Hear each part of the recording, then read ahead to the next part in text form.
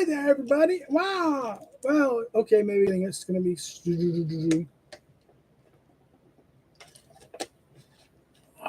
Okay. Welcome. Hi there. Good America. Good afternoon. This is good evening in New York. Those of us in Central Europe, as you dark outside, it's 6 o'clock p.m. But in America, East Coast, it's noontime. So hi there. Happy good afternoon. This is the monthly Friday live stream, right? But the monthly, yay, new month, November, on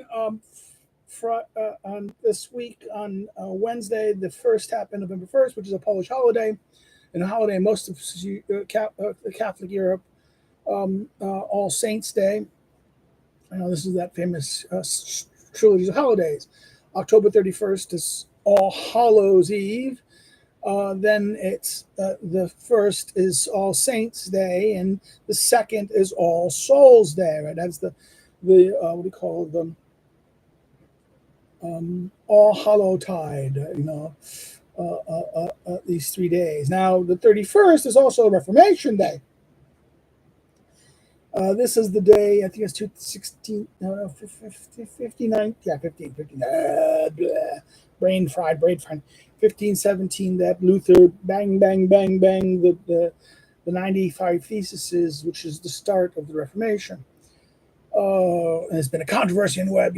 Someone went on Twitter, or X as it's now called, there was this scandal of someone, these Protestants, wealthy Protestants visiting on the day, went with T-shirts. Of course. Oh, you go look at the tourists that go there. It's not that but everyone was mad because they wore T-shirts with Luther and the date of and they said, "Oh my God, how they show disrespect for the Catholic Church." I said, what more disrespect for the Catholic Church is than the current pontiff, right? It's almost like the current pontiff in the way he's doing with the church. It's almost right out of the Protestant caricature of the Pope as Antichrist.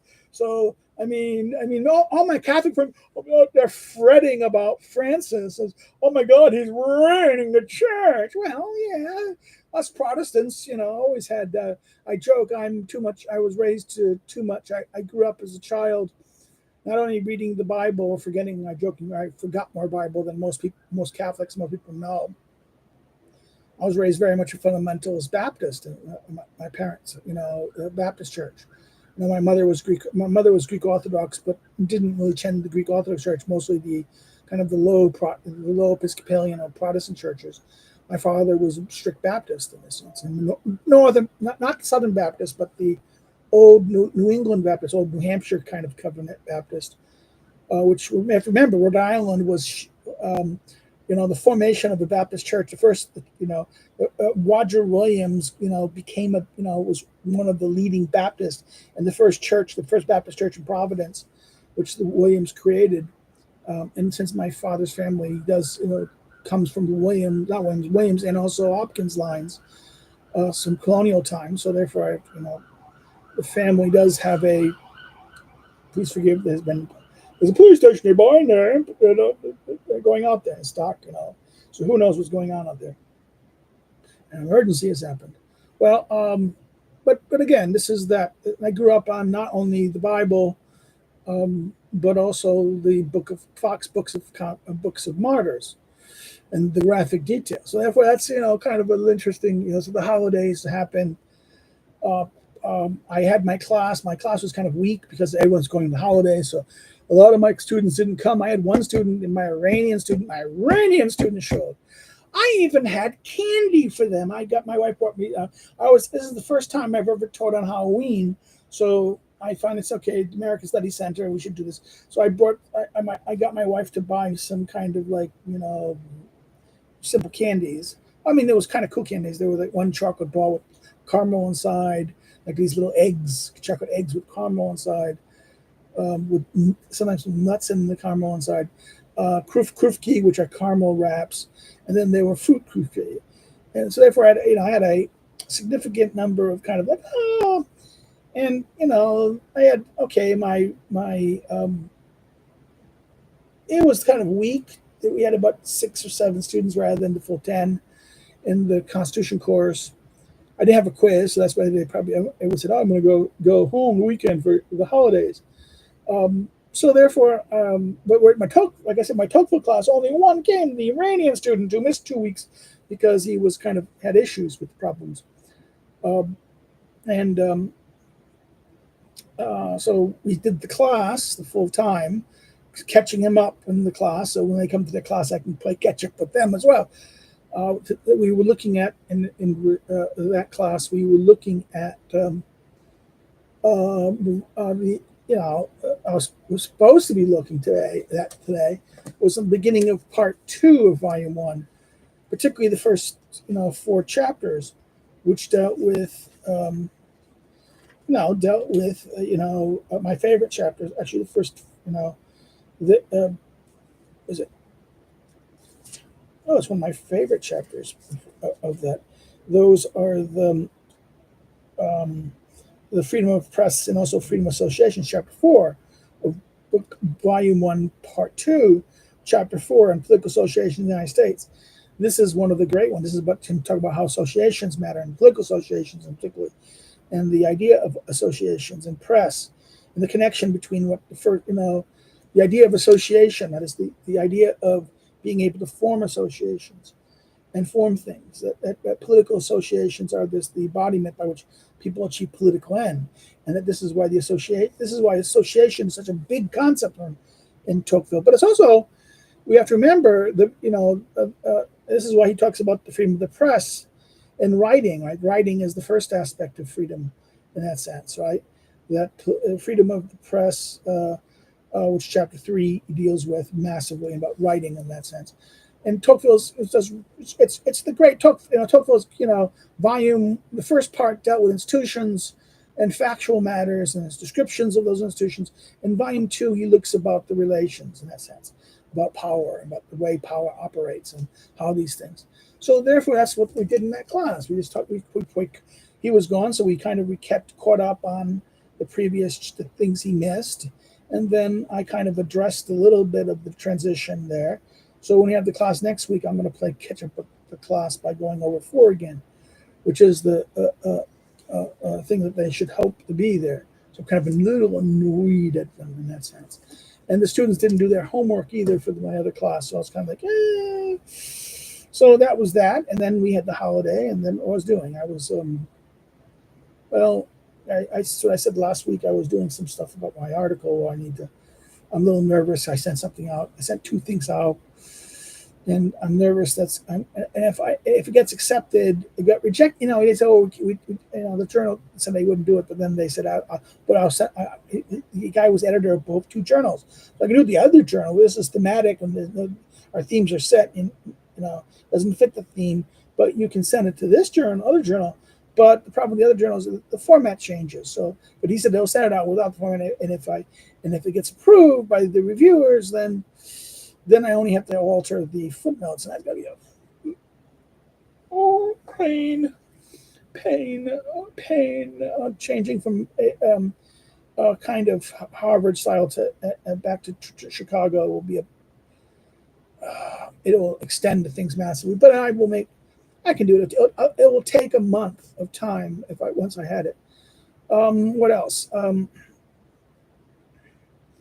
Well, we don't have anyone here today. Comes popping, going out. This is the theme. There's no big theme today. I said I might talk about a week or so ago. I discovered there was a book review of my book, my 2016 book, the 2016 book, The Centrality of the Regime for Political Science. Polish University, Warsaw University Press. Is very difficult to get, in that it's available on Amazon, but it's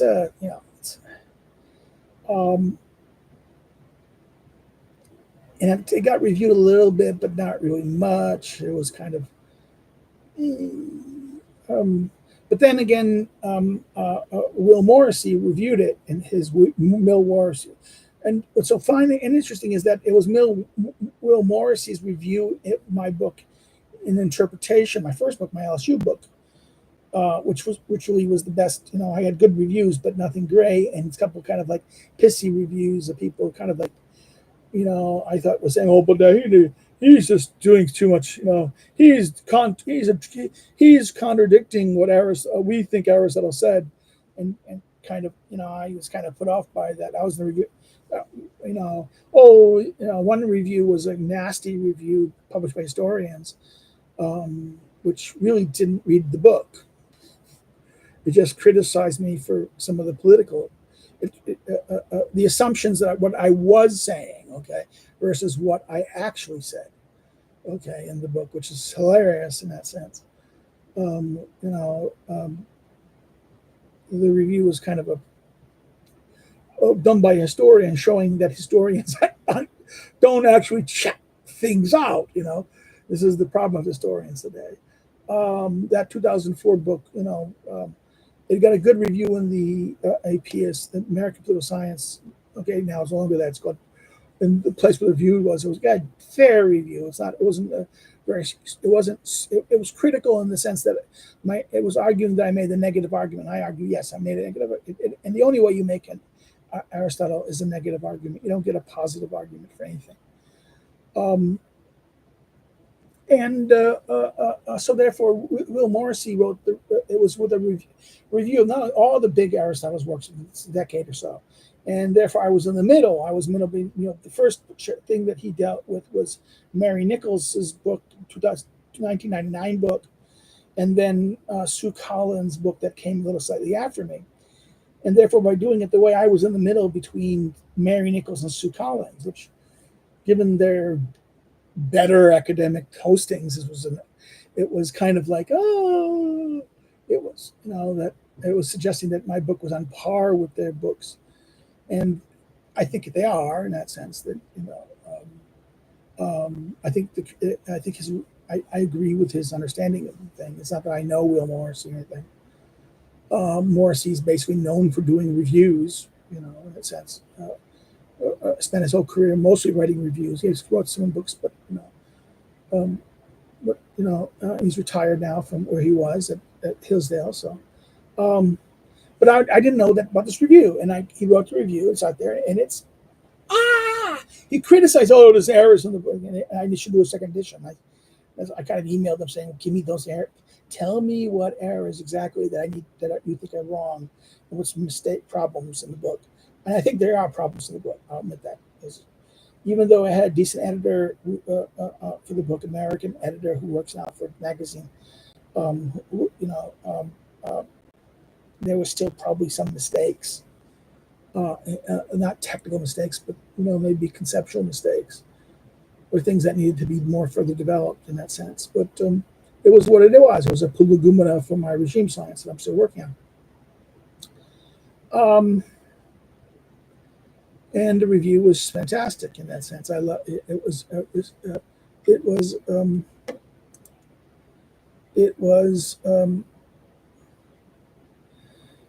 Okay, that's just being a pain in the ass now. The computer is just deciding that I don't like you. I don't like you because you're doing something. And okay, okie dokie.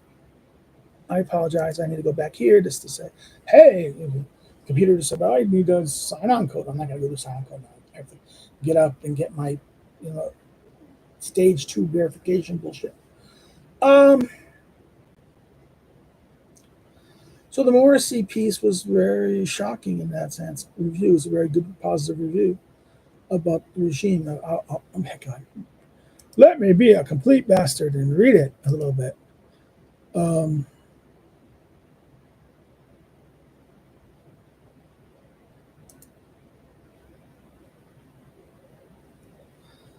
Just to the review. La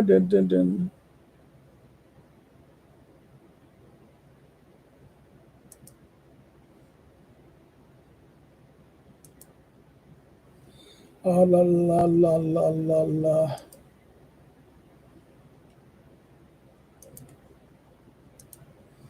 You can't see it. I'm not going to make you see it. I'm going to just. I wish there was a way to kind of pop in here, but I don't know how to do it. So let me just read it's called the article called Regime Defined. And the opening paragraph is like this. This is exactly the kind of book that has long needed to be written, a book correcting the tendency in political scientists to reduce the politics to sub-political categories of race, class, and gender, being only the latest irritation of the practice. And in doing so, political science have supported, supposed it's more scientific to make political science apolitical, confusing the political with the more mere partisanship. As if America's civil, social, and egalitarianism, its democracy, in Tocqueville's sense of the word, has inclined students of politics to such atomizing reductionism. Bates stoutly refuses to go along, aiming to restore classical ideas of the regime to its rightful place in political thought. Now, this is what he could in my. I look forward to a second edition. The excellencies of this one are mediated by a few missteps that are easily corrected. Meanwhile, the first edition is worth inclusion in the reading list of any introductory university course on political science.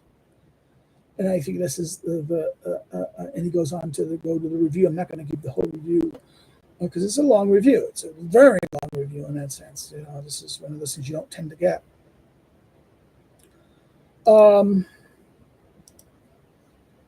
So I was actually surprised by the review, and this was a great thing about this.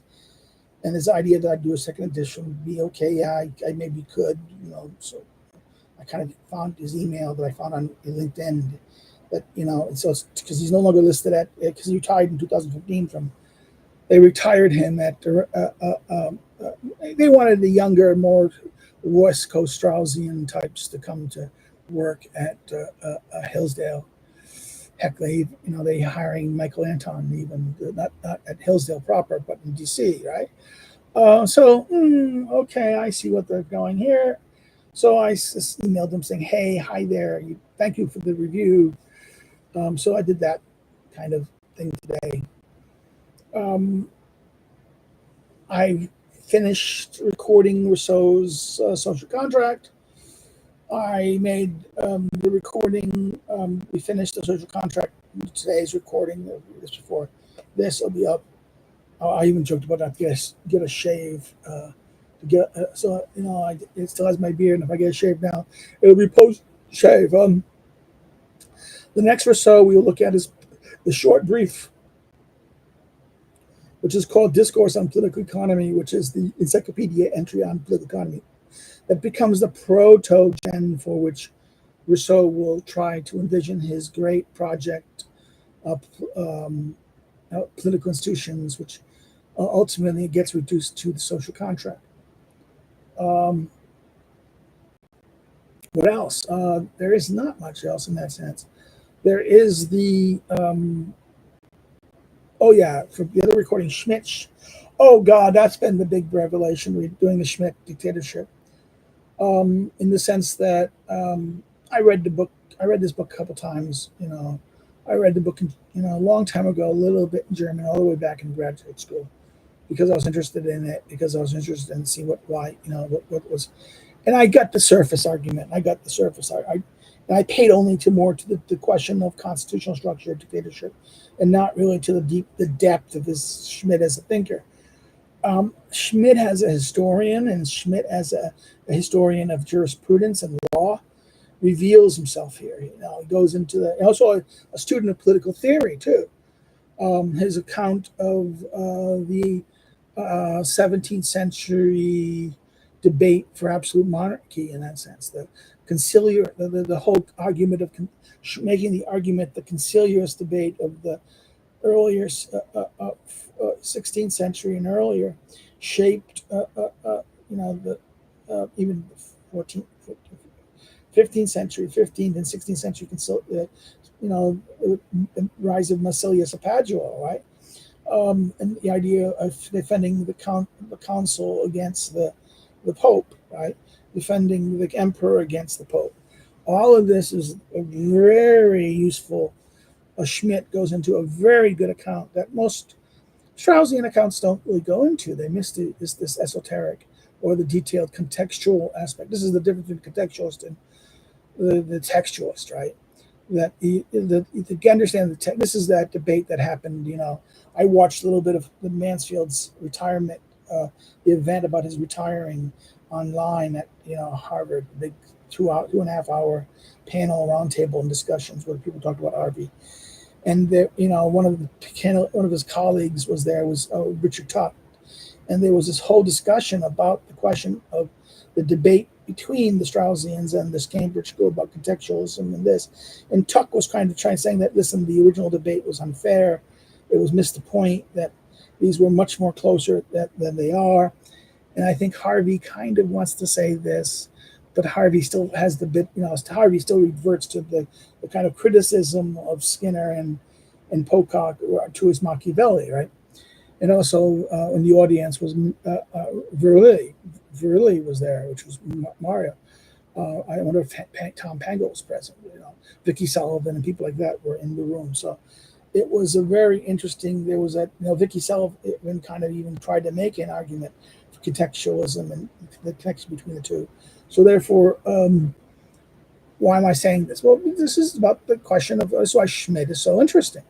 Schmidt, you can see in Schmidt the preeminence of Harold Berman's book on the law, right? On the law and revolution, the 2-volume, the first volume, which Catholic University published in the 80s, and then in the 1990s, I think they published a second edition, which again, outstanding understanding of the connection between medieval canon law, how medieval canon law led to the change of political institutions, and the rise of the modern state in that sense, and the debate, a theological debate turning into a political debate.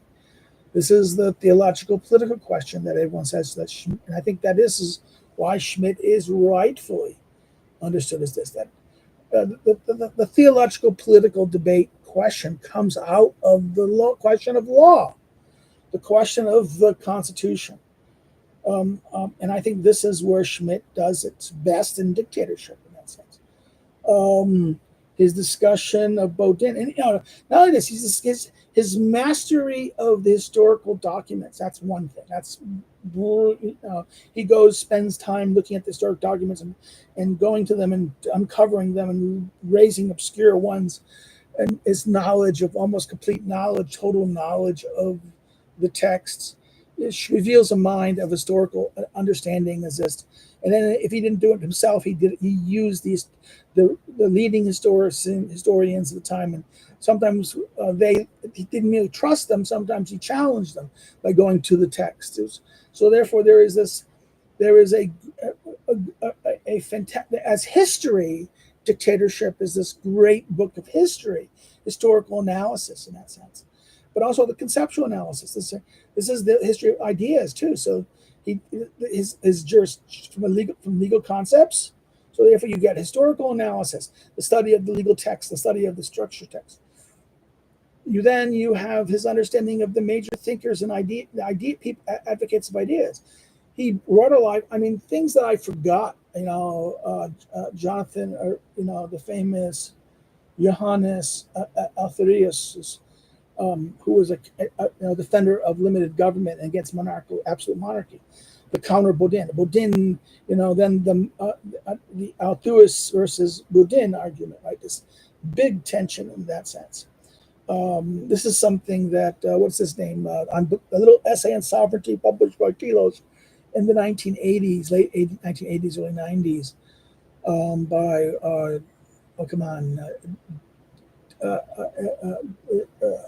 what's his name?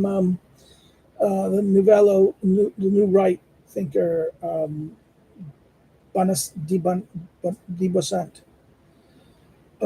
where he gives a beautiful, and Telos has this very good thing on sovereignty, where he then compares the danger of Baudin versus Althus, the federalism and this concept of intermediate entities versus the kind of centralization or Machiavellianization of this. There is this understanding of Machiavelli's role, which was clearly understood by the international lawyers of the time that Schmidt deals with, like Gentili and even Grotius, right? The distinction between Grotius and Hobbes, like Grotius. So therefore, you have the whole 17th century idea of the commissarial dictator versus the sovereign dictator. The commissarial dictatorship as going back to the Roman institutions, particularly as thinkers like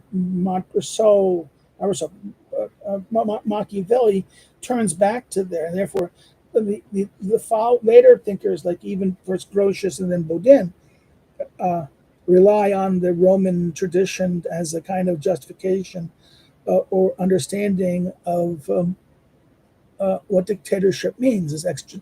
So the idea of what dictatorship is in this idea. So so far we're just starting the third chapter, which we did with Luke, and his understanding of Montesquieu that he begins the chapter 3 with offers my God, and then the difference between Montesquieu makes the case that Montesquieu is not. There's a gap between, let's say, the more popular Enlighteners and the physiocrats and Voltaire counter Montesquieu. That you get with Schmidt's description of Montesquieu, you get a better understanding of what Montesquieu means by division of powers and what the division of power does not mean in this sense. It's a massive, interesting thing. So that's why watching, and to me, doing these videos on Schmidt, even though they tend to be longish, and I had to break them up for not being, I didn't want to be too ridiculously long, which could be the fate of what happens. And I think there's even 1 2-hour one. I was, oh God, that was too long. But that's not even the full chapter. That we just finished the thing before starting 3. I finished the 2 parts of Wallerstein, which is this second part, the 2 parts of the second thing about the time of the 18th century, the 16th, 17th century, 17th, 18th century, before the 18th century, sorry, the 17th century, 30-year war, right? The whole idea of this is. So Schmidt's been, this has been kind of an eye-opening experience of this, and it realizes how much more people should read Schmidt, his Dictatorship, closely. Even though it's a very difficult text, it's kind of very detailed. He unlike the concept of the political is a very analytical, logical text. Okay, it's very simple. It's where the Dictatorship is his dwelling in the historic documents and justifying everything historically and structurally. Alendi Benesoit, exactly. Thank you, Kortlitz, on that thing.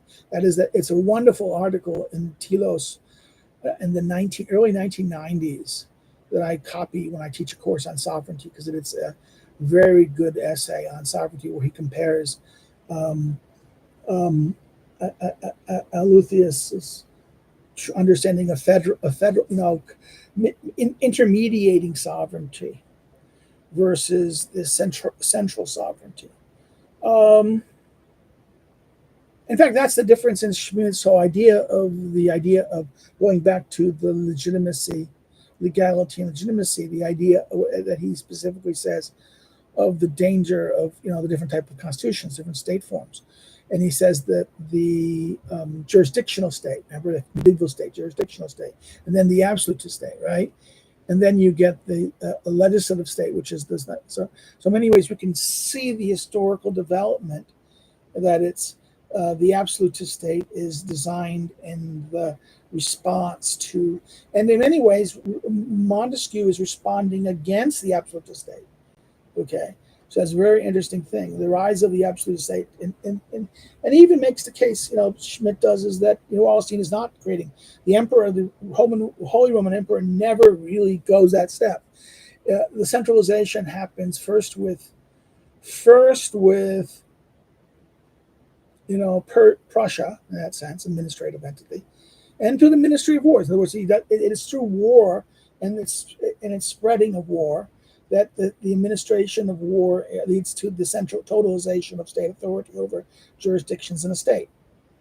And that what happens with the Holy Roman Emperor, he never centralizes the degree because he feared power, because he never could be that powerful, and he would rely on others, and that would,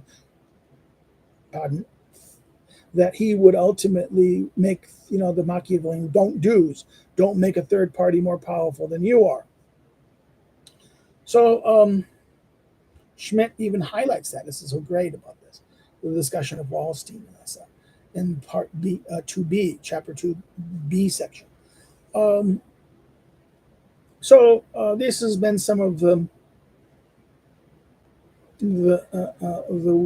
Wallenstein, and and to be honest with you, I got into a little trouble today at the end of the video on Rousseau when I finished up the social, because I started saying, well, books, the books that I influenced by and what shaping into that, and I think the reason why the video is long, I took maybe 10 minutes going on something. I was wrapping up the video, and I go 5 or 10 minutes more talking about the books that I spent my life focusing on. And I kind of said, I'm treating this as a live stream when it's not a live stream, right? This is what I criticized myself for doing that saying. And I was thinking that, okay, well, I'll just do it. Maybe I'll talk about that here in that sense. But again, this is why Schmidt's dictatorship is such it has made me go look once again at Montesquieu and saying, okay, this is not an ideal situation. His balance of power is not really this dogmatic thing. And if you understand it dogmatically, it breaks down. Okay. And that's why this is why his point about there's no form of, in other words, you cannot formalize law in Montesquieu's definition. There's no absolute, what do you call it, the absolutization of law as a formal principle, as which Neo-Kantian following Kant, the Neo-Kantian legal tradition does, and which Kelsen does in his famous book on the form of law. That law is an end, right? You can't do that. Law is always a relative construct tied to a political entity. Yes, law is important, but the rule of law is not an ultimate end. And if you do that, it becomes meaningless. It has to be always understood politically, Schmidt argues in that chapter about Montesquieu. And therefore oh my God, it just went, oh my God. So therefore, everyone really misunderstands Montesquieu's division of powers and what is meant by the division of powers. It's not an ideal type, rather it's the balancing of power in the sense that it's counterpoise, right? This idea of mediation. And again, the whole point of what Montesquieu did as a defender of the parliaments. Montesquieu's treatment of monarchy is not centralist, not absolutist. He insists on monarchy needing mediation, right? Therefore, in many ways, now this is why Voltaire and the physiocrats hated Montesquieu. And if you read the physiocrats, they're the modern liberal. So therefore, it's not. This is the mistake. To understand what, and this may be a Straussian disease also. The Straussians and seeing in Montesquieu an advocacy of liberalism as commerce and trade. Yes, he does. He does this, but it's a moderated understanding. A prudence must dictate it, not a abstract, principled, rationalist dictated thing. And in fact, this is the very interesting point about the dangers of taking geometric reasoning and applying it to politics. This was in one of the notes. I'm saying, oh my God, this is like, oh my God, this is why Hayek and gang get this idea too. That this is where you demand if you demand logical rationalist geometric thinking to the law, you make it hard, you destroy it. You make it unworkable. It becomes merely the will of the powerful in that sense. And this is why I think again, the simplistic view to see Schmidt as a proto-fascist and not the real deep thinker he is, and to even see the dictatorship as a kind of proto-fascism really fails to understand what he was doing in it. He was actually giving the history of the evolution of executive authority.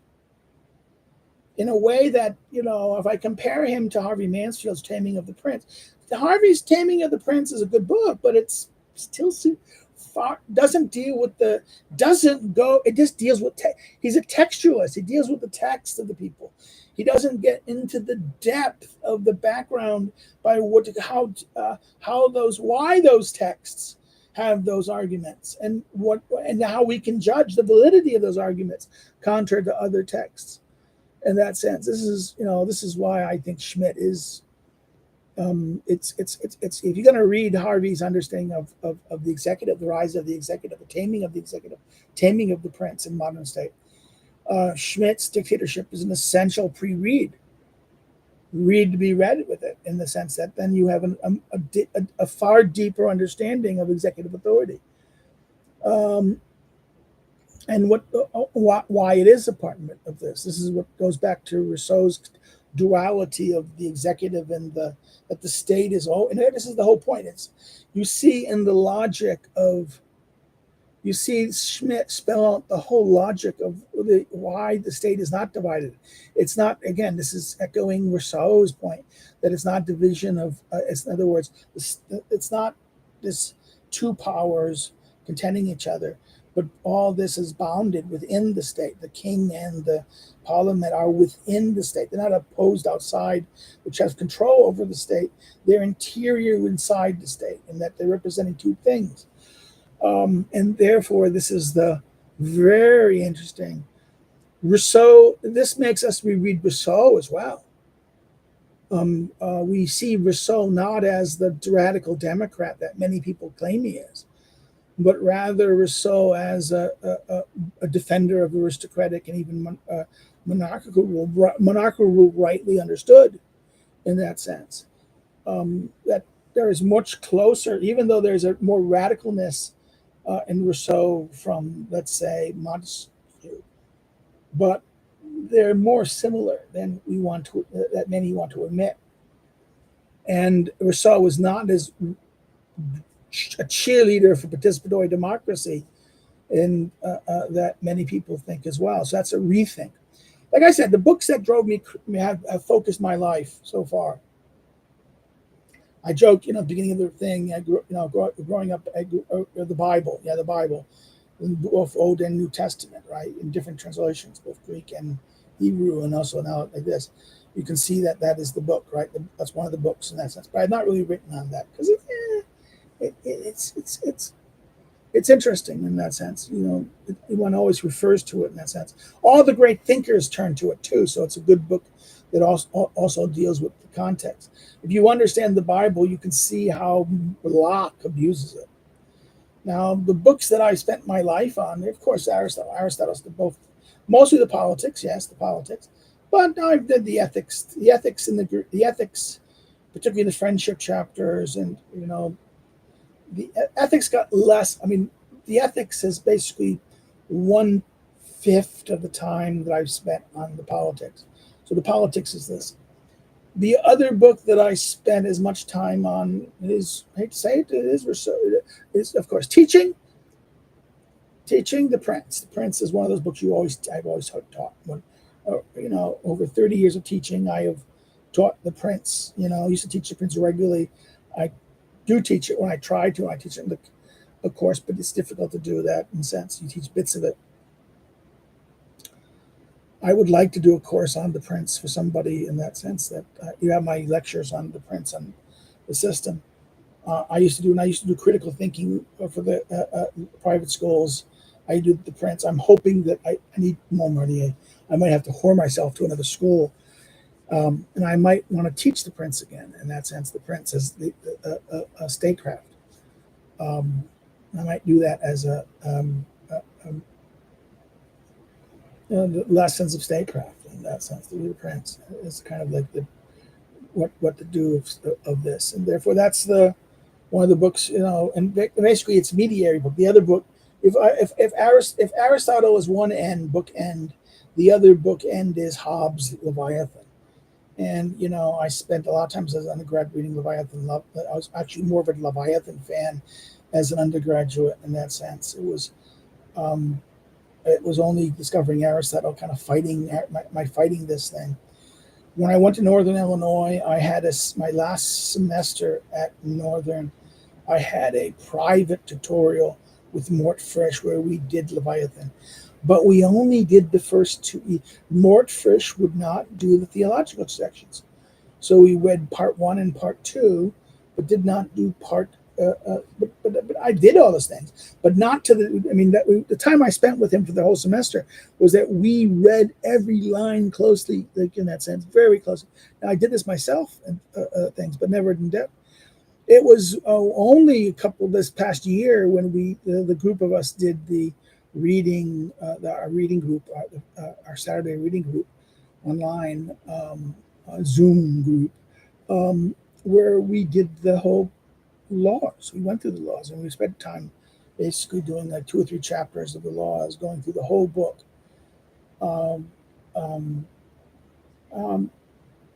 you see that, I spent 20 years trying to write a book about the Hobbes and blame it on Hobbes.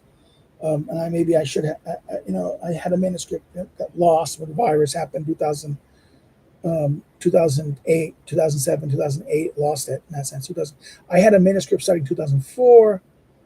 I spent about 6 years writing it, and I got it, and I lost it. I recovered it, and then I published a version of the article at a Polish journal because I got sick of people saying, the journals were saying, no, it's too much of a lecture.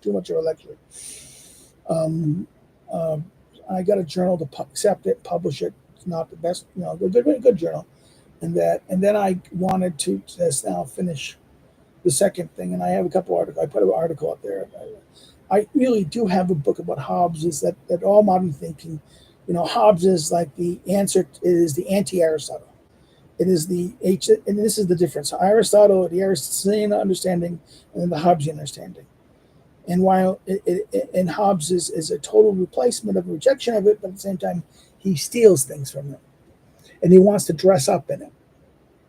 Locke is more of that than Hobbes, okay? That's why it's easier to deal with Locke. I've spent a decade teaching this as well. Over a decade, maybe 12 years teaching this as well. Why this? Because it's easier. It does it. He really goes in it, and it's concise. Whereas Leviathan, it is the monster book. You have to take out,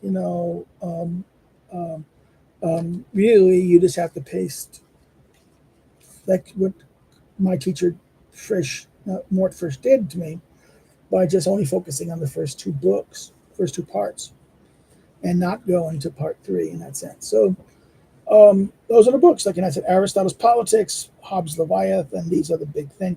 Now, of course, I've read De Cive and things like this, and De Cive is a good book, but Leviathan is almost kind of like a revision of an imperfection of it. Much of Hobbes is kind of reworking other things, and not.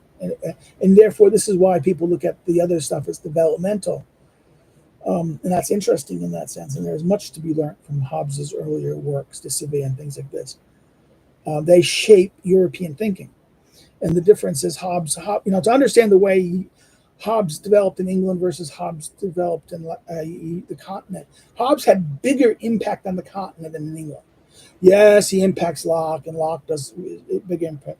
But direct impact, Hobbes has massive direct impact on the European, through Pufendorf particularly. Now, Pufendorf does moderate him and change some things around, but Pufendorf is, okay.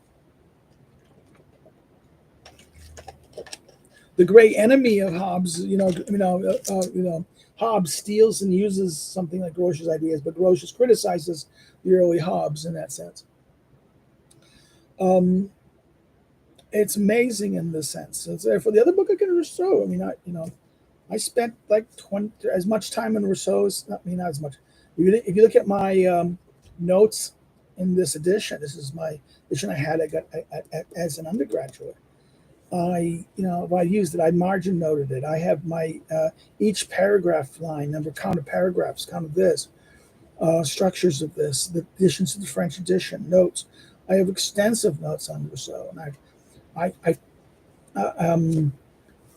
in America, I taught it in America, I taught this about 5 times, usually with the Prince and a little bit of Rousseau. Of course, you always had to do Aristotle, Plato, but Rousseau, Machiavelli, Rousseau, and a little bit of Aristotle and a little bit of Plato. That 4 or 5 things. Introduction to politics, right? And most people say, "Oh, why don't you do Rousseau? Why do you do this? You should just do Machiavelli and Aristotle." That's 4 texts on soccer, 3 texts on soccer. Oh no, yeah, mostly I do 2 texts on soccer. Plato's Apology, Crito, maybe Republic first, Republic 1, and maybe some aspects of Republic 5. Discussion of the cycle of regimes. Not one time I did it with Aristotle, and the other time I did it with Plato. But then introduction to that. But this, I taught this a couple times in Poland at private schools, but people don't like it, and I haven't really taught it recently in that sense. But this is I'm doing the lectures here at this time, doing the online things on for this. It was fun doing this. So what are the books? The books that drove me crazy, and then Baudin. There's not a good edition of Baudin, honestly. This is what I'm starting to think Baudin is essential. I have authors. I spent time with authors, and Johannes Authors is Politica. I remember reading that as an undergraduate, and I was very much influenced by Johannes Brutus's famous vindication of Vindicatio contra Tyrannos, and the whole Dutch Republican, the so-called, which reading Schmidt, I rediscovered the word that I lost. I haven't, because the Straussians don't talk about this.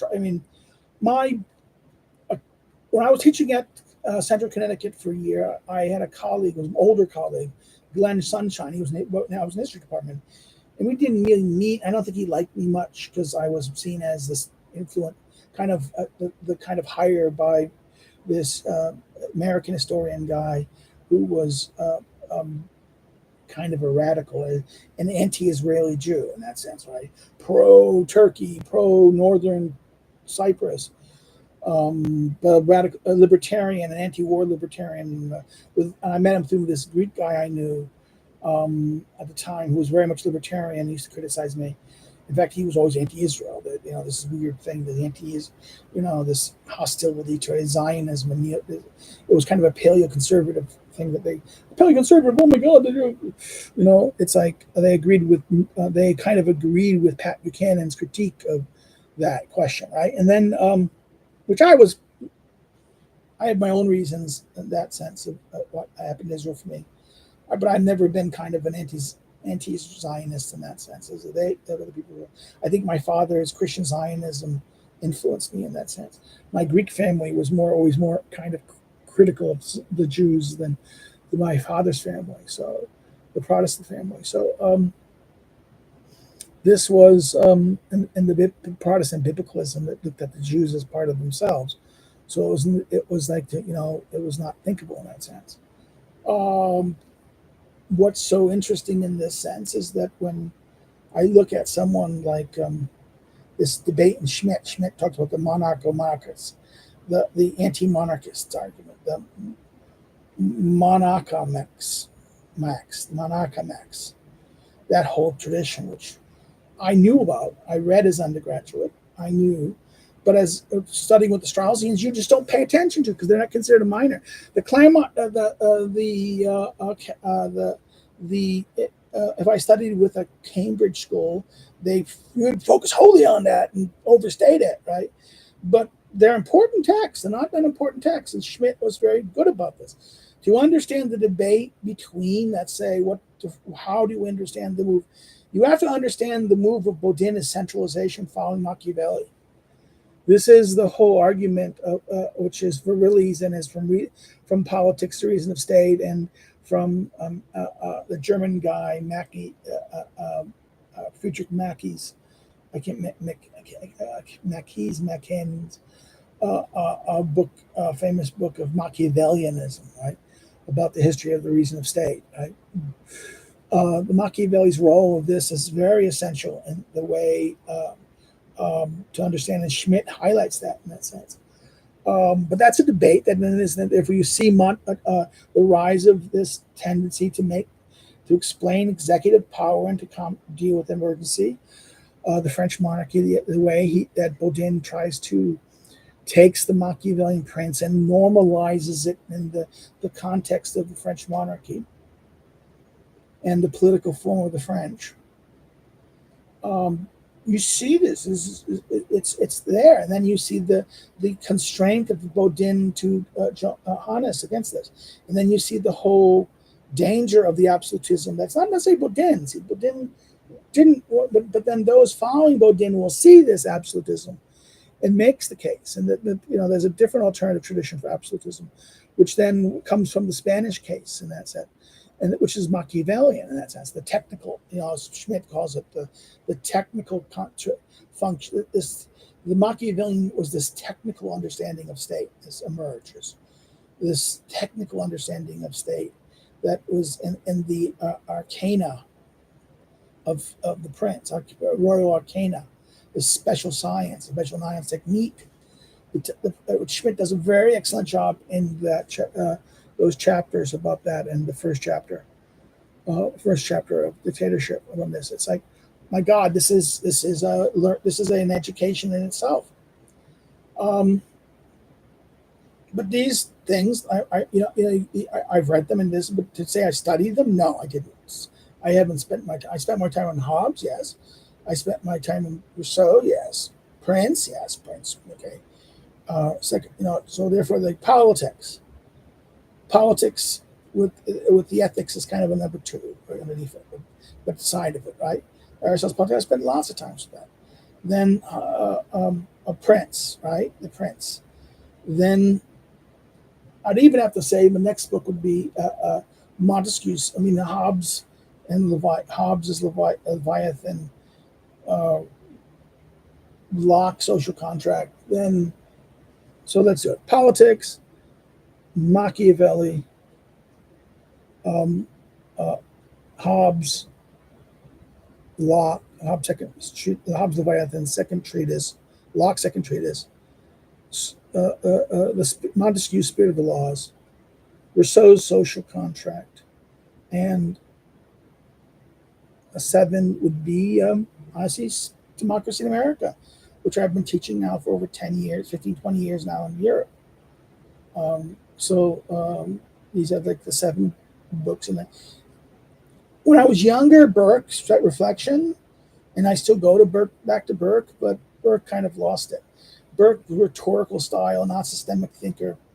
Non-systemic thinker it's a wonderful to read, but it doesn't have systemic thinking and systemic structure, and doesn't really have a central argument. It's an argument. It's a contra argument, and it's a contra thing. It has an implied argument that's much closer to Rousseau than the Burkeans want to admit. I think that's the same in friends of Rousseau would want to admit. There is this weird similarity, intellectual similarity, and conceptual similarity about aesthetics and aesthetics and language between Burke and Rousseau. That was going to be my big read. The thing that I was going to do my doctoral dissertation was going to be, the thing I wanted to write my doctoral dissertation was on Burke's, looking at Burke's Sublime and Beautiful and the basis of a political thought of aesthetics. I thought, in fact, I went to Northern Illinois because, two of the people there had backgrounds in, Morty Frisch wrote an MA thesis under Strauss on Burke and wrote many articles on Burke. But then when I talked about my idea to Morty Frisch, it became clear that it wasn't going to happen. He just opposed it. He said, "Oh, you talk about power. That doesn't say anything. It doesn't say." I was talking about aesthetic. The question of how aesthetics and beauty and power on Burke. that Burke's aesthetics was the way to understand his understanding of power, and therefore to understand the role of society in that sense, and therefore connect the aesthetics to his political thinking, later political thinking, and therefore understand this connection in light of that. And I remember just Frisch is putting a block saying, no, Frisch is any part of the Straussian, the typical Straussian line is that Burke is an is history. It's all about history. It's about anti-reason. And and Gary Glenn said the same thing. I was anti-reason. If he is, it's an unwilling, it's an unthoughtful classicism that becomes the protege of historicism. Right? The whole Straussian line about that, which I never was convinced by. I think that Burke is, there's something deeper in it. There's something unique in aesthetics in that sense. And it's a rejection of rationalism, but a rationalism that is reductionistic. In other words, a Hobbesian rationalism. We're at 50 minutes. I don't want to go too long anymore because this has been doing. But these are the books. These are the books that I have faced with them. Yes, I studied Heidegger. I've studied, that's usually because of Aristotle, because of my interest in Aristotle and Aristotelian texts and that questions. People saying, well, why aren't you doing, more like, Michael Milliman does this stuff about this and this and this. Why aren't you talk about Strauss? And I go, because, honestly, who wants to read Strauss like this? I disagree that Strauss should be you should read Strauss on your own in that sense. Strauss is important, but Strauss as a thinker in the radical sense, I'm a little questionable about this. And that's my questionableness about doing Schmidt and this, but Schmidt is actually opening up these things. And in a way, Strauss does the same thing. I understand, yes, but less historic detail in that sense. This is the difference in that sense. And, my big disagreement with Milliman would be about Dugin. Every time I try reading the fourth political theory, I just can't read it anymore. It's just so many contradictions and so many total illogical constructs. The historicism of the oversimplification of reducing philosophic ideas to ideology. It's not the fourth political theory. It is the book should be called not political theory, but political ideology. If he, instead of calling it political theory, because to call ideology the study of ideology was always the problem why I hated normal political theory of this and why the Straussians were better.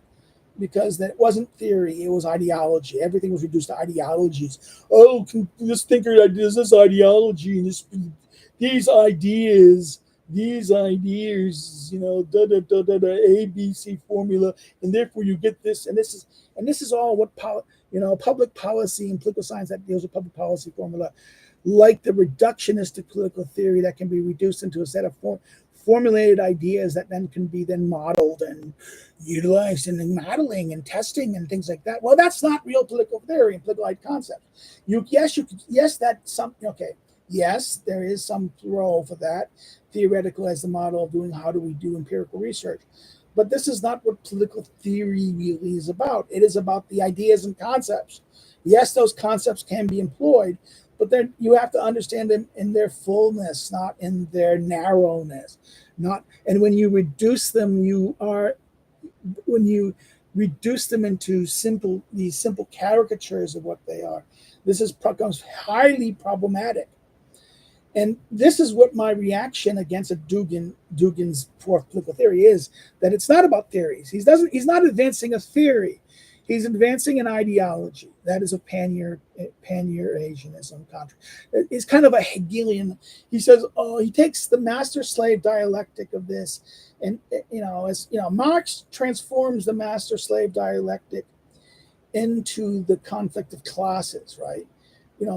This whole thing in the phenomenology of spirit, the dialectic of how dialectics of reasoning, the master-slave dialectic that he deals with, and I think it's in the first part of the phenomenology of spirit, the phenomenology of the Geist, which Marx then takes this model of dialectics and the way this master slave dichotomy that becomes the mechanism of dialectical reasoning, and why freedom is ultimately the end goal in that sense, where none are free to all are free, in the process of the dialectic. And then changes it radically, takes it from the level of ideas to the level of the material world, classifies it. Well, this is what, in a way, what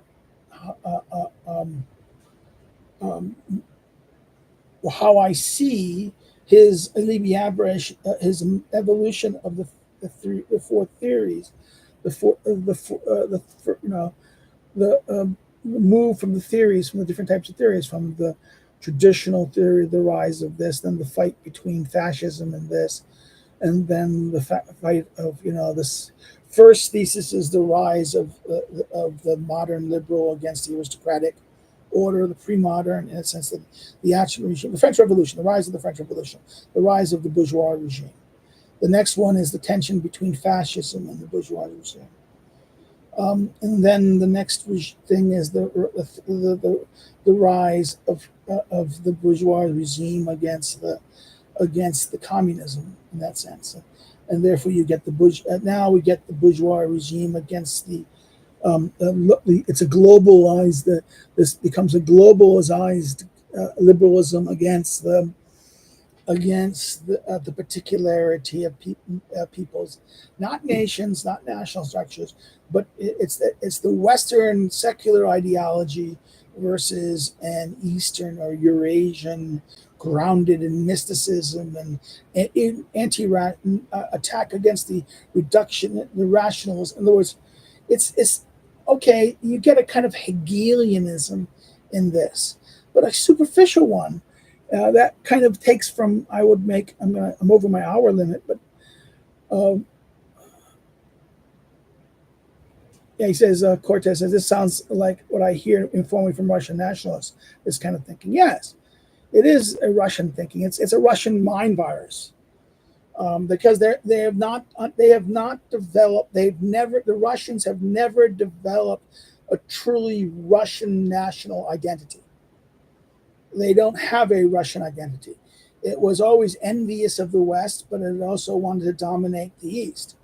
It was always this tension. This is something, Gogol was reading Gogol in that sense, Dead Souls on this, and this is something that's always, you read Dostoevsky, you read this Russian problem of the Russians have this not understanding of where they are, and Dugin's idea of this fourth ideology, this overcoming of the West. Well, this is something you get always in the kind of hypothetical, what I would call even the Tsarists had this idea of Third Rome, this idea of justification of it. Now, Catherine wanted to make a claim to Greece, not only the Christianity. That's why Catherine conquers Cyprus, right? Cyprus conquers Crimea, because this is the ancient Greek polis, the cities were there, and this is why she wanted that. This was therefore that not only to orthodoxy, they had a legitimate claim to orthodoxy, and therefore being the successor of Byzantium, therefore becoming the third Rome, right? Rome, Byzantium, and then Moscow of the Orthodox faith, but also a claim to Greek heritage, right? It was this trying to make a claim in the ground of the West. This was, and there is this whole problem about this. Peter, Rousseau has this wonderful comment in Social Contract where he says he criticizes, Peter the Great. Why? Because Peter didn't make Russians. He wanted the Russians to become French, and by doing that, destroyed the Russian people. Never made the Russian people in that sense. They never were formed as a people, never were formed as a nation. They were. It wasn't an authentic Russian nation, and therefore this is why it's envy. It's either an envy of being an empire, of being the dominatrix over the Asiatic peoples, or it has envy of the Western, has envy of the West. It has, and in fact, that's the problem that plagued the Germans too. The German liberals. The German liberals had a kind of wanting to assert themselves against the French. Right. This is the rise of nationalism. It was, remember, liberal nationalism in the Germanic context was responding to the French Revolution. Right. It's Goethe, Fichte. It's, in other words, the German Enlightenment happened at the same time that the rejection of the Enlightenment. Okay. It's a post-Rousseau, it comes post-Rousseau. The Enlightenment in Germany is developing, and it has its peak just as the Romantic movement in it. And some of the biggest leaders of German Enlightenment is this. But it's also the Enlightenment and liberalism. Liberalism is what it finds itself in the nationalist movements. Which the traditional autocratic regimes despised, okay? Like Prussia, the Prussian monarchy despised, the Prussian leadership despised liberalism. And while they will become, under Bismarck, Bismarck will seek to unify Germany to fulfill the longing, but this was to expropriate it from the liberals. Because if the liberals were using, in other words, the liberals wanted a constitutional state framed on the French model, Weimar, right? This is the Weimar. And that the Prussian state wanted to maintain the traditional forms of this, but therefore a Germany led by Prussia, not a Germany modeled on the French, right? Unification of the French Revolution. This is why it's very difficult to understand Hegel. I mean, I'm over that. Hegel's philosophy of right is a very confusing book, because to what degree is it merely descriptive and what degree it's normative? To one degree it is very much his lectures on the philosophy of right and jurisprudence of right in that sense, right? That he's expected to do as university provost under Prussian rule. At the same time, he needs to be careful because he can't really challenge the Prussian state, or he will suffer the fate of the liberals. Hegel's a very smart cookie in this regard, and that, and therefore he doesn't really, he gives a descriptive of analysis. The question then becomes, well, then therefore this descriptive analysis becomes the ideal. Well, and Hegel's response, this is that weird thing of this. How do we understand what Hegel's doing there? That's a big problem. But back to Dugin. Why does Dugin has this Hegelian dimension that is contradicting? How can you be a Hegelian and then embrace the mysticism? This is the schizophrenic character of Dugin as a thinker. I remember the whole interview that Jean-François Garipé, JF, did with Dugin. And it was... JF's a biological, pure biological, and then Dugin rejected the evolutionary reality, arguing that it's rationalism and it's out. And JF's couldn't, it was that it. They might agree on questions, a lot of things politically, but no, you crossed the line in JF. And that you saw that moment in that sense, that this is nonsense, that JF just said, no, this is he's not gonna say anything bad about Dugin, because JF lie lives off this right wing dissident right place. And there is his bread and butter. He likes to encourage them in all their follies, in that sense, in all their little. This is what appease him. Is it? He doesn't believe it. I think. I don't know what he believes anymore. I think there is. I am waiting. His book on the evolutionary thing this was a great book. I think it is a breakthrough in science. But I've been waiting for his the moral signal book, the moral signal. I think this is going to be very interesting, because we will see his real political thinking here. What is it? And I'm waiting. I've been waiting for JF. So, but again, I don't think this is my Dugin problem. Back to Dugin's fourth political theory, and I'll wrap up here. What's wrong with the fourth political theory? Why I can't take it? It's because it's bad. It freaks me out. I can't get behind the contradictions. There is these contradictions. Okay, but maybe you should accept the contradiction. I mean, isn't this the contradiction of liberalism, that liberalism requires the contradictions? Is Minet's argument about it. And I agree with Minet. In that case, that makes sense. That you have to, in fact, this is how you can understand Russia. Russia needs to always do the contradiction as the balancing act of this. But he doesn't argue that. Dugin doesn't. He pretends the contradiction isn't there. See, that's the problem of Dugin. He sees it as an either or, but the contradiction is logically there. It's an overcoming, but it's not. It's there. And he then imposes the contradiction as not a contradiction, but rather this is going to be a dialectic. But no, you don't get there from there. Dialectic is not. It's a new thing coming out of it. Like this, even he understands that. I think he understands that himself, and that this is the idea of the fourth political theory is the thing that emerges out of the conflict between the particular and the universal. But I don't think that's, it's not a feasible reality. It's more likely that you get, Deleuze's, what comes out of globalism, but rather a new elite. Yeah, okay, so that's this leads us to the managerial elite and the new nomenclatura argument of Deleuze. So, what is the political theory in that sense? Well, it's pan-Europeanism, pan-Eurasianism. No, that's not a thing. That's a denial of things. How is that not just another imperialism, another globalist, universalist system? Any attempt to get a logical,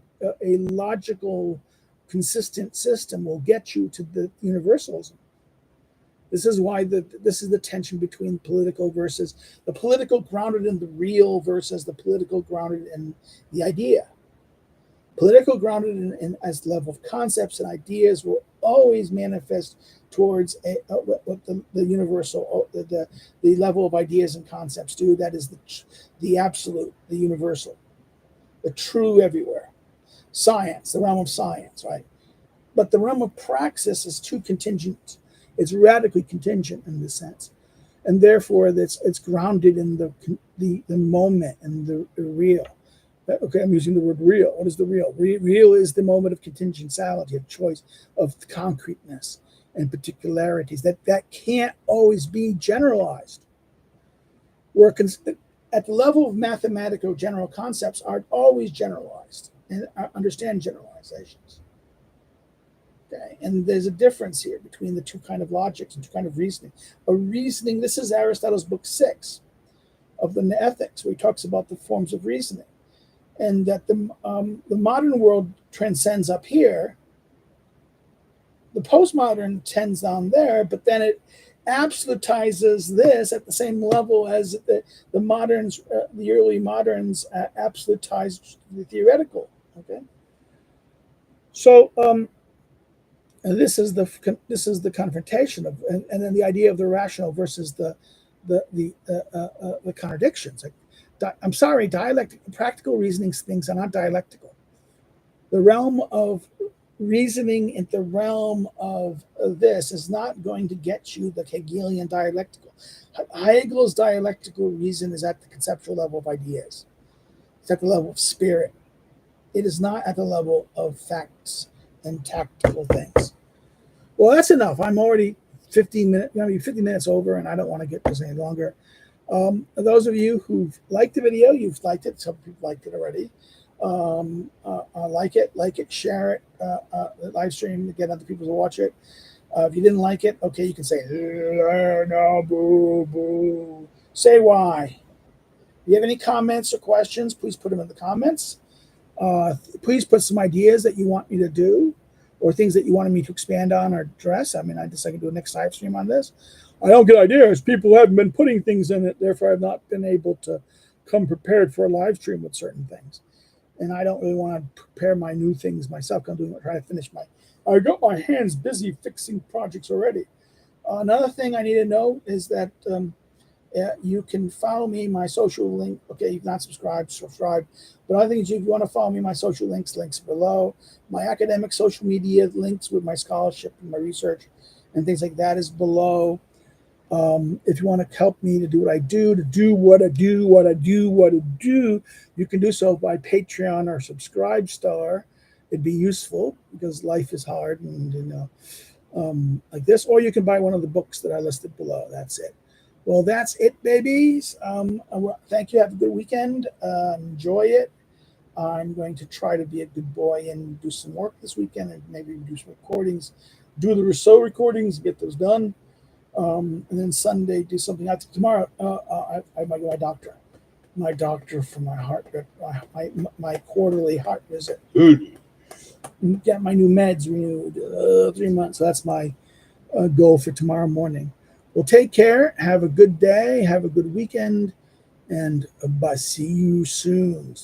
Again, remember always Wednesdays would be Rousseau, but Rousseau and Schmidt is Tuesday, Thursdays, and this is always on a Friday. Always on a Friday. Okay, never on a Sunday, right? Okay, take care. Bye-bye. Have a good one.